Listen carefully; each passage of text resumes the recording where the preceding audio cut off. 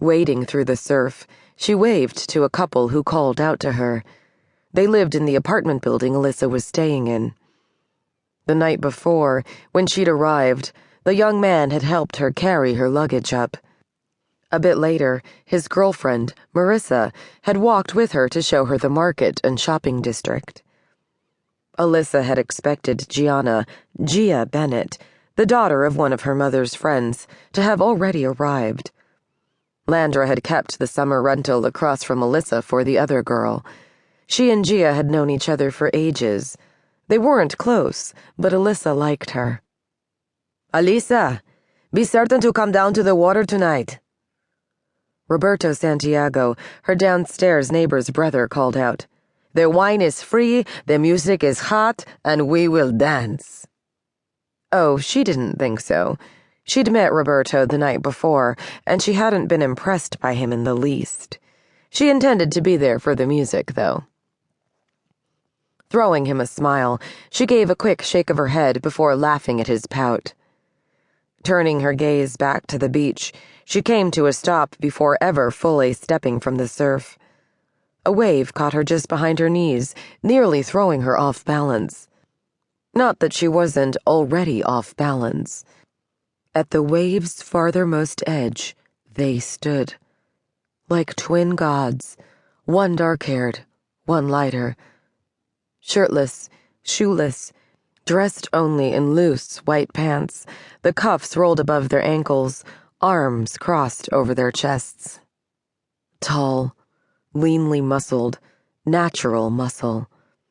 The kind that made a woman want to watch the sweat roll off their flesh as they did whatever manual labor had built their exceptional physiques.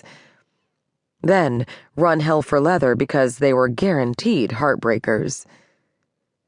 There was no escaping that risk if a woman made the mistake of spending even a small amount of time being charmed by their arrogant sensuality. Her goof and her cowboy, she'd named them. Her fantasy. The men she'd dreamed about and ached for every night for the past 5 months. And they'd found her. She'd somehow known they would. Some part of her far too romantic heart had watched for them since the moment she'd met them that first night. As the next wave hit harder behind her knees, she drew in a deep breath, her heart racing, excitement rising inside her no matter her attempts to force it back. Moving to them, she gave them a knowing look, aware they were taking in every inch of pale flesh she was revealing in the incredibly brief 2-piece bathing suit she wore. When she drew abreast of them, the lighter-haired sex god lowered his glasses just enough to peer at her over the top of the frame.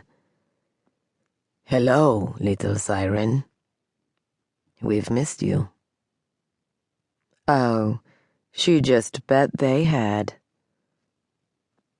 "What, Millie suddenly developed a few morals?" she asked pityingly. "How sad for you."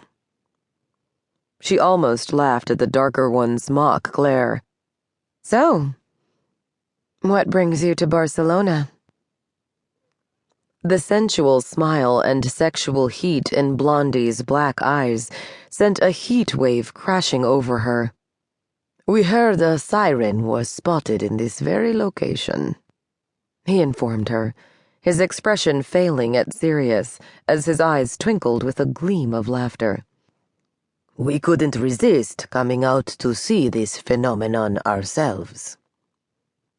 "Goof," she accused him with a little spurt of laughter. "Someone played a horrid trick on you. You should discuss it with them because I haven't seen a single siren in the area all day." Pushing her damp hair back from her face as the breeze pushed it playfully over her shoulder, she moved quickly around them and headed to the beach chair she'd secured into the sand earlier.